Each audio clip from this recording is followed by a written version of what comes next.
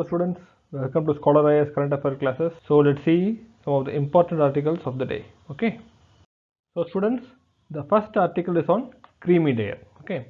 This article is related to your GS2 paper. So first let's try to understand what is creamy layer and see what have been the recent developments around it. The first thing, what is creamy layer? So any family that earns more than a particular specified sum of amount. Okay, I mean this sum of money is actually specified by the government time to time, and if any family that has attained a certain status in the society, let's say they have achieved, for example, they have reached a higher ranking position in the government, any of the family members would have reached higher ranking positions in the government. So these kind of families are regarded as a part of creamy layer. Okay.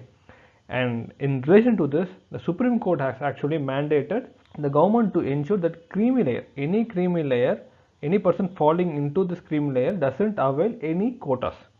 So you would have been aware that there is a creamy layer, the category in OBC.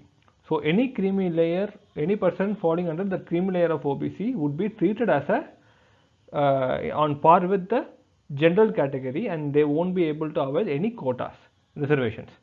So that is, this Supreme Court is actually saying that creamy layer falling in even in SC, ST and OBCs. So basically the Supreme Court considers the SC as well as the ST. Okay, both these communities should have a creamy layer, and people falling within that creamy layer of this community would not be made to avail any reservations in, let's say, government jobs or in education institutions. So in short, what the Supreme Court says is that creamy layer criteria would apply to both scheduled caste and scheduled tribe communities as well as, and any person falling within this category would be treated on par with general category. That is what this Supreme Court judgment is saying. So this being said, let's try to understand some of the background around this creamy layer. Actually, this term originated in the state of Kerala versus N.M. Thomas case. Okay, so this was first used in the creamy layer. The term creamy layer actually originated in this case, where the Justice Krishna Iyer gave this particular term, and it referred to a tiny section of a population within the depressed classes. Okay, so a small section of population within the depressed classes who are grabbing the reservations intended for the benefit of the entire community. So basically, any community, that within a community there would be certain upper class, within that relatively upper class in that community would be grabbing all the benefits that have been given for the entire community. So these sections of population was basically referred to as creamy layer by Krishna Iyer. So following this, the Mandal Commission report also brought this creamy layer criteria. Okay, so Mandal Commission actually worked around reservation percentage for the OBC communities, and they brought this particular category called creamy layer, and this was actually upheld by the Supreme Court also in Indra Shavani versus Union of India case in 1992. Okay, and this actually in 2018, recently in 2018, in Jarnail Singh versus Lakshmi Narayan Gupta case, the Supreme Court again held that this creamy layer not only just restricts to OBC but also applies to SC and ST. So this is how the criteria of creamy layer got extended from OBCs to rest of the communities as well. But there are some issues around this such extension of this creamy layer criteria to SCs and STs. Let's see what are the problems associated with it one by one. So the major problem regarding this bringing this creamy layer to SC, ST is that the idea of reservation itself. See, the basic idea behind the reservation given to SCs, STs and OBCs is that they have to come out of their backwardness. But in addition to this, not only these reservations are intended to bring them out of backwardness, but it is also intended, particularly for the SCs, to compensate them for the trauma of untouchability. We know they have experienced historical, to actually nullify the historical injustice, this reservation idea was brought into picture. Okay, but when you bring in the creamy layer status within SC, ST, even though there are people who might be well off compared to other section of the society within the depressed class, the stigma of untouchability would not get removed. Okay, they would be still subjected to untouchability in different forms, not exactly. Even we would have seen many cases in newspapers where people even in higher positions are being subjected to the discrimination or untouchability just because they are a person from SC community. Okay, so because of these kind of situations, when you bring in a creamy layer, this actually deprives them to grow further in the society and to nullify the historical injustice that has been meted out to them. Okay, so that is the main problem around this. So in relation to this, actually the Supreme Court also has clarified on how this concept of criminal layer would apply. Okay, so it actually differentiates between the individual and the community. Okay, a depressed community, the court tries to differentiate between a depressed community and an individual from the depressed community. So according to this differentiation, the concept of creamy layer applies to educational institutions and employment, but not to legislative bodies. Okay, so what it tries to say is that the court tries to say that the reservations in legislature benefit the whole community. So any person who contests in the SC reserved or ST reserved category of seats in the legislative bodies are trying to help the whole community from which they are coming from. So the reservations in legislature would actually benefit the community as a whole. But in case of education institutions and employment, it only benefits the individual. Okay, so that's why the creamy layer criteria is also applied only for reservations that are being enjoyed by an individual as such, not by the the reservation that doesn't benefit the whole community as a whole. So that's why the court brings in this differentiation and says that creamy layer has to be applied only for education institutions and employment. So student, this is about this creamy layer article. See students, you can expect more articles in the coming days on this particular topic issue itself, because it's a very sensitive issue, and this kind of differentiation between application of creamy layer to an individual and a community, and also the application of creamy layer as a whole for all the communities, these are almost contested at social level as well as at political level. So we can expect more articles around it. So make note of all the important points around it and try to use this in an exam, because it is a potential question for mains exam. Okay, so make a note of it and keep a track of all the developments around this particular topic. So the second article is about India-Europe relations. So this is obvious that it is part of GS2 international relations. Okay, so what this article tries to just say is that India has to integrate Europe in its strategic policies.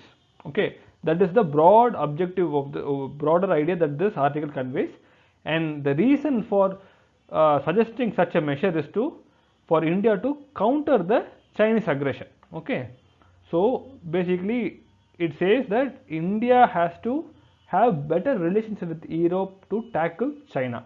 And so how is India actually doing it? There have been certain recent developments actually highlight to this move. Actually, first thing is India's support for France membership in IORA.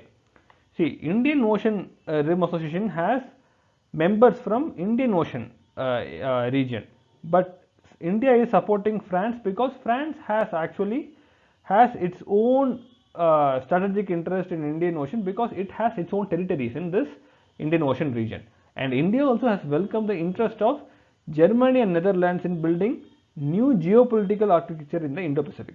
So basically, the European countries like Germany and Netherlands are interested in getting engaged in the Indo-Pacific region. Okay, though they are not directly involved in this Indo-Pacific area, they are trying to contribute or try to gain out of this Indo-Pacific architecture. Okay, so India also supports such idea.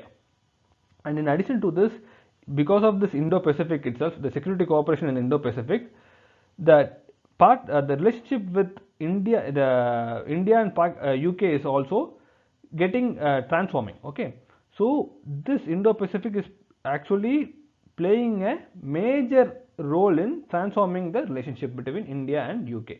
So what is India's stance in such developments?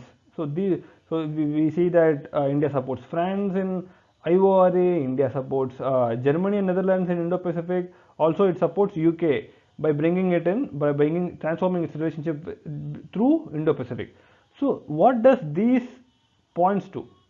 This actually shows a change in India's foreign policy itself, the stance itself. So one thing that we can observe is the shedding of post-colonial thinking. Okay, so immediately after the colonial period, immediately after independence, India was not in favor of any regional security cooperation, because at that time regional security cooperation was more like a military alliance.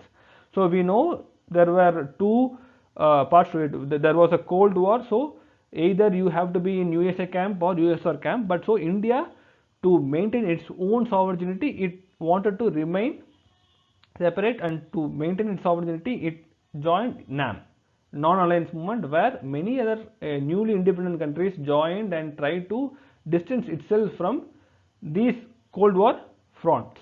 Okay, so at that time it was not in favor of any regional security, but this idea of having a negative sentiment towards this regional security cooperation is getting India is actually shedding that mentality, and can be seen in the recent developments. And also, India cannot actually depend on USA alone. As of now, India has good relationship with the USA, but it cannot rely on just one single partner to effectively counter China.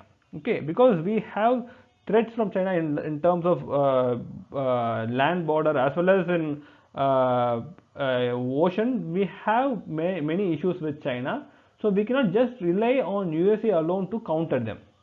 So that's why these developments actually point towards better cooperation with in Europe. Okay, so as I said, there are certain limitations to USA partnership, because USA and China, they have their own bilateral relations. So the foreign policy is transforming into a realistic policy instead of being idealistic policy, and they are trying to have multiple partners. India is trying to have multiple partners who can actually counter Chinese aggression. Okay, so that is the major idea behind India-Europe relations. And if you observe this relationship that is evolving, it is both ways a win-win situation, because India also stands to gain from it, as well as Europe, because as I mentioned before, India is trying to shed its own idealistic foreign policy, whereby it did not want to enter or engage with any military alliance or any sort of regional groupings, regional security cooperations. Okay, so but after Cold War, even China actually got close to Europe for economic benefits. The economic engagement between China and Europe drastically improved. But still, India, despite not engaging in any military cooperations, it did not even fare well in terms of economic cooperation. So this part of it has been India is trying to shed this part of foreign policy, so that it can actually strengthen its own position. So this is what would be the benefit that India would stand to gain from strong India-Europe relations. And also the countries like France, that has territories in Indian Ocean, also realize there is a potential threat from China in the form of, let's say, maritime Silk Route, or in the form of its aggressive naval power. So these kind of China's stance actually threaten France's position in Indian Ocean also. And so in European countries, even though if they want to defend themselves, their territories, or their economic as well as strategic concerns in the Indian Ocean, then they need India's support in Indian Ocean, because they cannot directly deploy their armies in this region. It would be difficult for them without India's help in this region. So for both European countries as well as India, this relation is very significant. So students, this is all about India-Europe relations. So till next class, happy learning. Visit our platform and subscribe to our channel for more videos and notes. Okay, see you. Bye bye.